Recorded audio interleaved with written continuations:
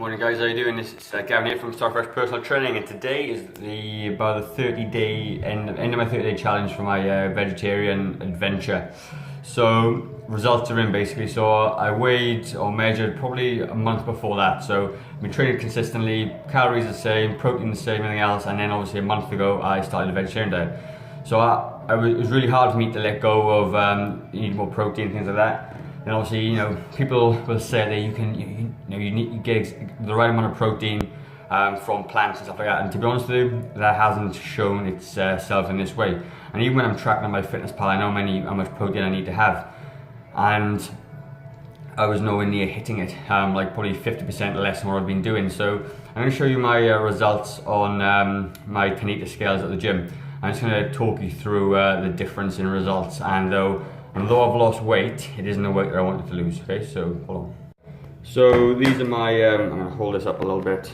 There you go, it's better. So these are my kind of results. So age, height, clothes weight is 0.1 difference, okay, for some reason. So anyway, you can see just on, this one was in April, this is now in June.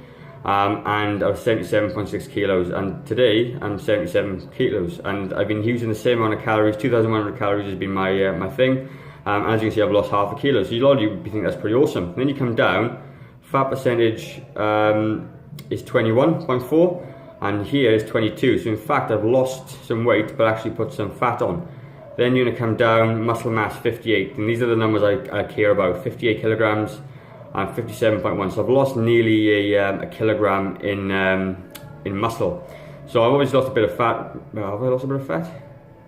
No, actually, fat's gone up, muscle's gone down, weight's gone down. This isn't good for me. Coming down, metabolic age is now 42, and it was 40.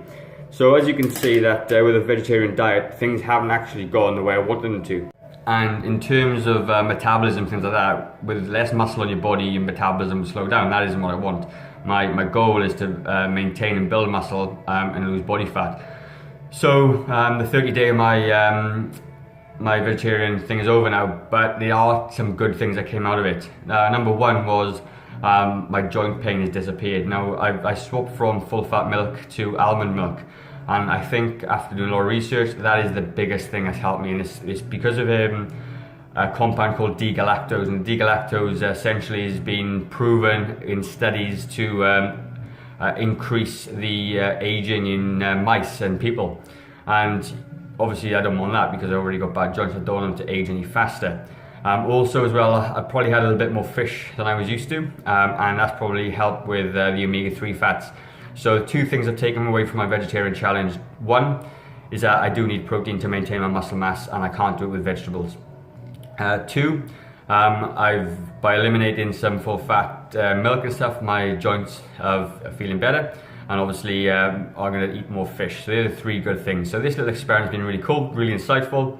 Energy levels haven't really been too different. Obviously I'm a shift worker anyway, so I guess that's kind of masked just by lack of sleep or irregular sleep patterns anyway. So anyway, that's it from me. So that's my takedown 30-day challenge. Been good, been different, been difficult, and I'm gonna go back to eating my meat. Awesome. And yeah, catch you next time, guys. So start fresh. We don't make a change today. How will tomorrow be different? Cheers.